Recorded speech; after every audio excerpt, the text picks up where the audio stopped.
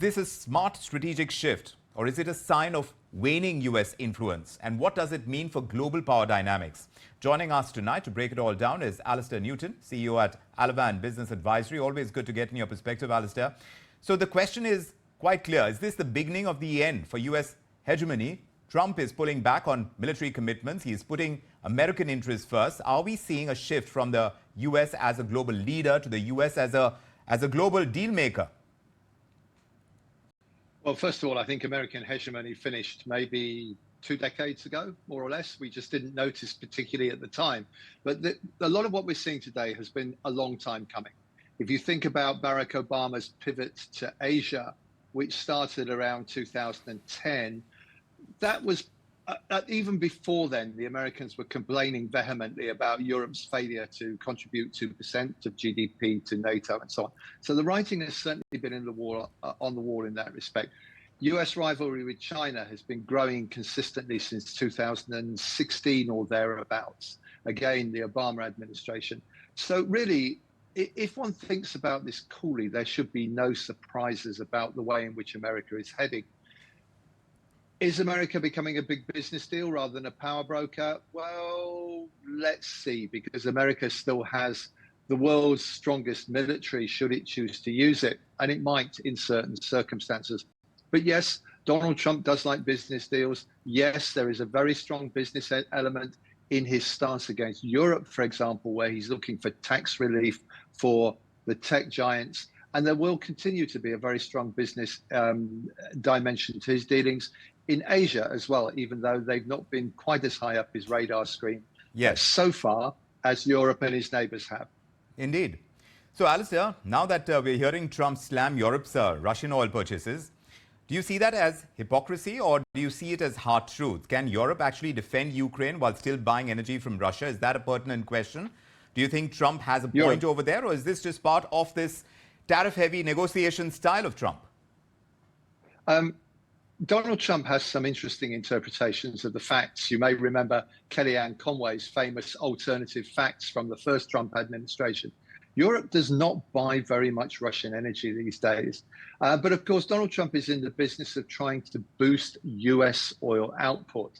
His Treasury Secretary has committed to a further 3 million barrels a day by 2028, despite the fact that the US is already producing record amounts of oil by historical standards. I should say oil equivalent by 2028 to give Scott Bessent his due. He wants to sell energy to Europe. He doesn't want Europe buying energy from other places. I think this is just part of the general negotiating tactics around transatlantic trade tensions, which are, let's be clear, I am absolutely certain we are going to see a significant trade war between the US and Europe, mingled with a tax war. So it's taunting. I'm just seeing your tariffs up there on your headline up there on the screen right now. I think it's absolutely right. Tariffs and taunting. Tariffs and taunting. But now that he's openly questioning Europe and asking whether they're doing enough for Ukraine, Alastair, the question is he right, or is he isolating the US from the Americans' closest allies? Well, he's certainly in the process of isolating the US from its traditional allies. He is determined that I doubt very much we're going to see any more American military aid going to Ukraine.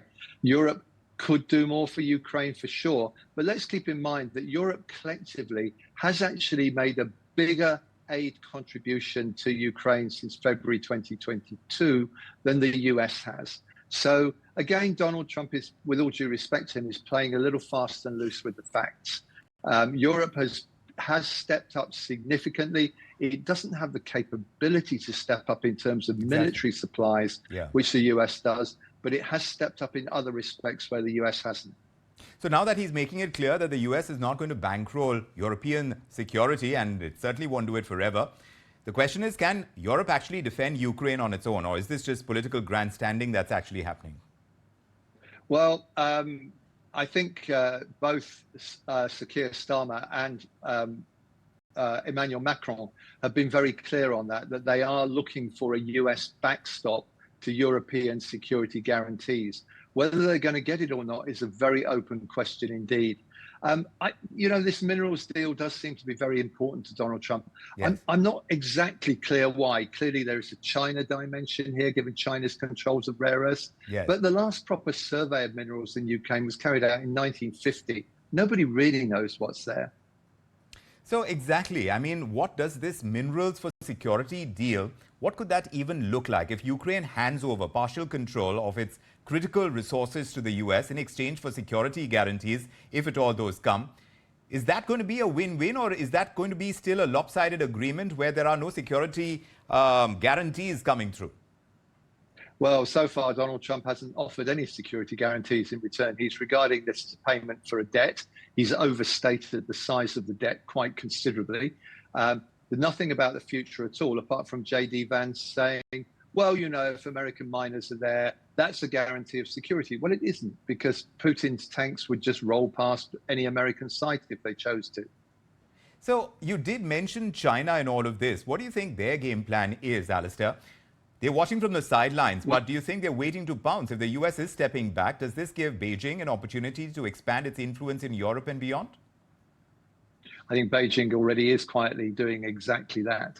It's portraying itself as the good guy on the block to, I hate the phrase global south, but you know what I mean by that. So let's use that phrase. It's already making overtures to Europe. Right. And I do think that it is likely to get some positive response from Europe, because if Trump is going to trash the global trade system by abandoning most favored nation status in favor of reciprocal tariffs, the only way in which Europe is going to manage to salvage something from the rules-based system, which has served the world, particularly the developing world, extremely well for the past 7 or 8 decades, is by working with China as the world's second biggest economy.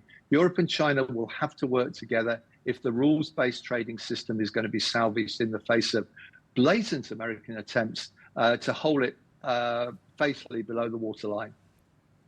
So, Alastair, at this point in time, when you view the global economy, tell me who you think is winning and who is really losing. If Ukraine's minerals deal, if that gets tied up in this geopolitical wrangling, how is that going to impact supply chains and industries worldwide? Because at the larger outset, when we look at the global economy and the kind of hits it has been taking in recent times, one wonders what happens to the businesses that are caught in the crossfire. There is a simple rule of thumb in trade wars: nobody wins. It's as easy as that. In the event that Donald Trump manages to trigger a global trade war, and he's well on the way to doing that, there will be no big winners. Now, individual firms may do better than they might otherwise have done. One of the points about reciprocity is that Trump and Peter Navarro, who is the real force behind the trade agenda in the US, can pick and choose. And if they choose to give tariff alleviation to American companies who happen to have made large donations to the Republican Party, don't be surprised. And those firms will clearly be winners in this situation. And Donald Trump and Peter Navarro will better pick winners from the corporate sector. But on a national basis, nobody is going to win. You've already seen US farmers complaining frantically about the tariffs against Canada. You've seen Canada hiking electricity prices for electricity sales across the border. People are going to suffer in America because of this. People are going to suffer in Canada because of this. And that's going to be the way wherever there are tariffs. And if he does impose tariffs on India, then India is going to suffer some pain as well. So the pain may be short-lived. One doesn't know exactly how deep that pain is going to run, Alastair. But there is a notion that there will be newer cliques that will be formed that will leave out the US, and a de-dollarization could even happen. Do you see that happening? Maybe not in a rush, but in the distant future? Well, the distant future is a long way away. There's been plenty of people who've been saying we're about to come to the end of the dollar hegemony for, 25, 30 years now? It hasn't happened so far. The question one needs to ask in the first place when one is considering the future of the dollar is, where is the alternative? Right. Where is the alternative? And I'm putting that question to you. Absolutely. At this point in time, it's not clear. But it's not like efforts are not being made, Alastair. Well, that's true. But if one considers that the renminbi is still not fully convertible by a long way. Right. And do we see President Xi Jinping, who is a man who enjoys control. He's Secretary General of the Communist Party. He likes to have a firm grip on China's business community, on China's economy. Do we see him going for a fully convertible currency in the foreseeable future?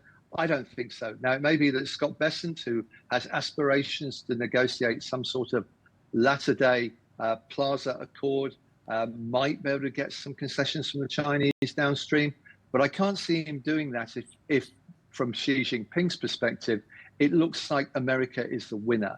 Xi Jinping has no interest whatsoever in allowing America to be perceived as top dog globally. Quite the contrary, in fact. And let's keep in mind that China is convinced that the American supremacy period is over, and America and the West generally is in decline, and China's decade is China's century perhaps is not in the not too far distant future. I doubt that personally. I think China has a lot of economic challenges at home, not least the formidable middle income trap in which many Asian economies, which grew very quickly over the course of the 1950s to the 2010s, are firmly trapped. It will be difficult for China to escape that. So, Alastair, do you think this America First policy is going to drive the final nail on that coffin on American hegemony, like you started off by saying? Is that going to end up being America alone? Well, I certainly don't think it's going to. I certainly don't think it's going to help. I think it would be reasonable to say at this stage that maybe it was the Biden presidency between 2021 and 2025, which was the anomaly, not the Trump presidency between 2017 and 2021.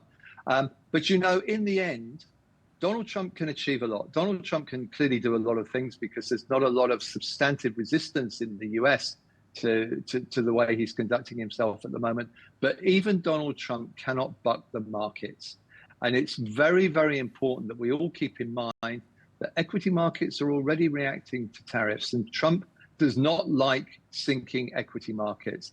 And the bond market is sitting there waiting. And probably at the end of the day, Donald Trump's most formidable enemy is going to be the bond market. So if that's likely to happen, and if we are going to see a change in the New World Order, where do you see India really stepping in? As far as US stepping back, Europe scrambling right now, does it open up opportunities? You did mention China. Where do you see India? Well, I think India, India is a really interesting case in point because India has long prided itself on its neutrality. It has a long history of finding a middle way between greater powers. It's growing economically very powerfully. It has a great cultural soft power projection. It is going to continue to be a major player on the global stage. There is no question about that whatsoever. But it's going to be doing that in a multipolar world, and it is going to be doing that in quite a tricky neighborhood, given some of India's adjacent countries. So there are lots of challenges ahead for India. But the economy, I think, is going to continue to perform above average. Now, I'm not going to say well, because I said earlier that trade wars, everybody gets hurt. But I do think that India has the capacity to perform better than average in a world where there's going to continue to be a lot of economic stresses and strains going forward. Well, there are stresses and strains aplenty right now, Alastair. And whether we see this as the US making a smart strategic pivot or a sign of its decline, one thing is quite apparent, that global power dynamics, they're shifting, and they're shifting fast. If Trump brokers this deal, and it's going to be an important one, it's part of his own agenda, it could change everything from Ukraine's future to global supply chains. But if this drags on, we're looking at a prolonged power vacuum that Russia and China and even Europe will try to fill. I don't know with how much success, but one thing is certain: the era of US unchallenged dominance is being tested like never before. Alastair Newton, thank you for joining us and breaking it all down for us. Appreciate you joining us tonight on